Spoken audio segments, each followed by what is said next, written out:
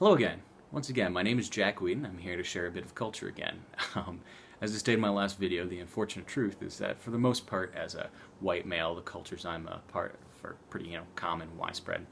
Therefore, kind of boring. So once again, I'll relate a little bit of military culture. Being in the military, particularly in the Marine Corps, has some pretty obvious advantages, as well as some unseen ones that may not be as readily apparent. I'm sure it's common knowledge that since this is a college course, most students have heard of the GI Bill, which is essentially a four-year scholarship that's given to all veterans of recent years. In addition, while in the service at least, there is no guarantee like that of a steady government paycheck, although the pay is not as great as they would have you believe. And you also get free medical and dental coverage. However, while you will also receive at least the medical portion of that for the rest of your life, don't be fooled. Even it's free and you kind of get what you pay for.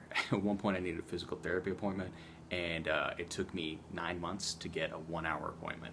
So there's that. Finally, there are some ancillary unseen benefits which can be slightly annoying and a little embarrassing at times. But nevertheless, they exist. For example, a great deal of respect is often attributed to the military, often a very uncomfortable amount, even among the other branches. And some, like such as the Air Force, for example, will put Marines on a pedestal, totally put them up as being superior. For example, the base where I was stationed for intelligence training was a joint branch, and whenever a group of Marines entered a crowded room, the crowd would part for us, like the Red Sea. Like I said, it's a little embarrassing, but it is what it is, and it does have also the benefit. If you ever end up in a small town that's away from large bases, when they find out you're a Marine, they're probably going to pay for your meal, drink, whatever.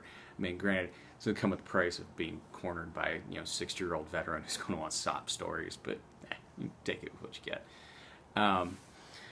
But so, while this all sounds great from the outside, from the standpoint of someone actually living within the culture, there's a few drawbacks.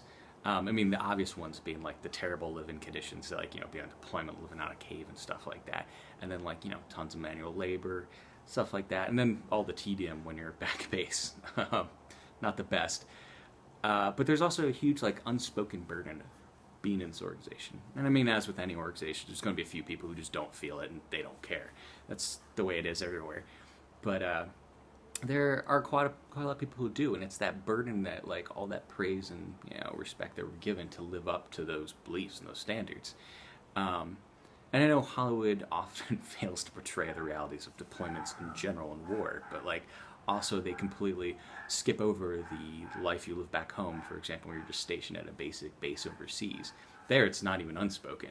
Whenever you leave the base, there's a giant sign that says you are an ambassador. Keep in mind, this is not combat zones, but Japan, Germany, stuff like that. And the idea is you are a cultural ambassador. You're representing the American people and Marines in particular. And so if you go out in town, you get in trouble with the law. It's not, hey, some guy named Jack shot a man. It's a Marine shot and killed a civilian. So there's constantly this pressure to not mess up, obviously, but also show a good face for the rest of your organization.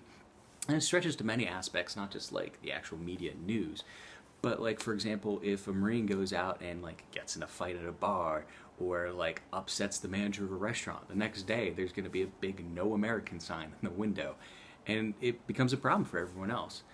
So what it really boils down to is whenever you wear a uniform, no matter if you take it off, you're still the face of that organization. Everything you say doesn't come from you, it comes from them.